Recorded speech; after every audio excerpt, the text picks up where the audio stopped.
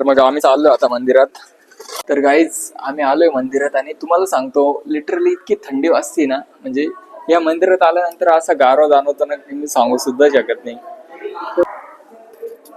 तर हे आहे मंदिर आणि मंदिराची जी समोरची साईड आहे ना, तिथं पूर्ण पाणी तुम्ही बघू शकतात की पूर्ण पाण्याने भरलेलं आहे हा तलाव. आणि त्यानंतर मंदिराची जी लेफ्ट साईड आहे त्या साईडला थोडं गार्डन टाईप आहे, बसायला जागा वगैरे आहे.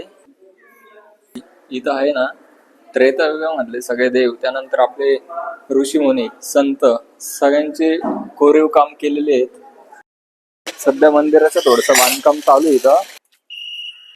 तर मित्रांनो आत्ताच आम्ही दर्शन करून बाहेर आलो आणि मंदिराच्या राईट साईडला आलोय. आणि राईट साईडला तुम्ही बघू शकता चक्क बदक आहे इथं. बघू शकता किती सुंदर बदक आहे ते. मला वाटतं त्याला भूक लागली असेल, पण आमच्याकडे खायला पण काही नाही कारण आम्हीच उपाशी आता. आदित्य भाऊचा पूल फोटोशूट चालू आहे बदकासोबत. आणि या ठिकाणी सुद्धा बसायला जागा आहे, तुम्ही तिथं बसू शकता, आराम करू शकता. तुमच्या फ्रेंड सोबत तुम्ही नक्कीच या. मंदिराच्या राईट साईडने सुद्धा मंदिर असं दिसतंय. तुम्ही कोणत्या अँगलने बघितलं ना, समोरून किंवा बॅक साईडने किंवा लेफ्ट राईट साईडने, तर मंदिर तुम्हाला छानच दिसल. तर मित्रांनो हा स्पॉट सुद्धा इतका छान आहे ना फोटो काढण्यासाठी. तर ते आणि इथून मंदिर सुद्धा आहे ना एकदम छान दिसतं.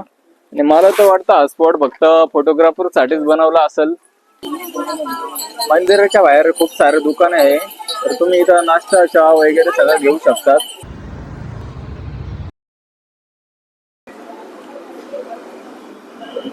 तर मित्रांनो तुम्ही बघू शकता आम्ही इथं जवळपास 1 ते 1.5 तासापासून इथं बसलोय. आणि आम्ही जवळपास 8 वाट्या मटकी घातली. तुम्ही विचार न करू शकत, 8 वाट्या आम्ही फक्त मटकी घातली. आणि आता अजून एक ऑर्डर सांगितली आम्ही मटकीची. कारण विषय कसा आहे, आम्ही आहे नाशिककर जर पुण्याला मिसळ खायला जर आले तर असं होणारच. आता 9वी वाटी येते आमची. 4 पाव आणि 12 वाट्या मटकी खाऊन आम्ही निघालो वडगावच्या दिशेने. आणि रस्त्यात दिसला आम्हाला लंडन ब्रिज, त्यावर 2 बाया चालत होत, त्यांना बाय करून आम्ही निघालो रूमच्या दिशेने. तर मित्रांनो हे ठिकाण आहे ना पुण्यापासून फक्त 30 किलोमीटरवर आहे. तर इथं मी आलोय ना, मला इतकं छान वाटतंय ना. तुम्ही नक्की एकदा या मंदिराला व्हिजिट करा. रामदरा म्हणून तुम्ही मॅपवर सुद्धा सर्च करू शकता. फक्त 30 किलोमीटर पुण्यापासून.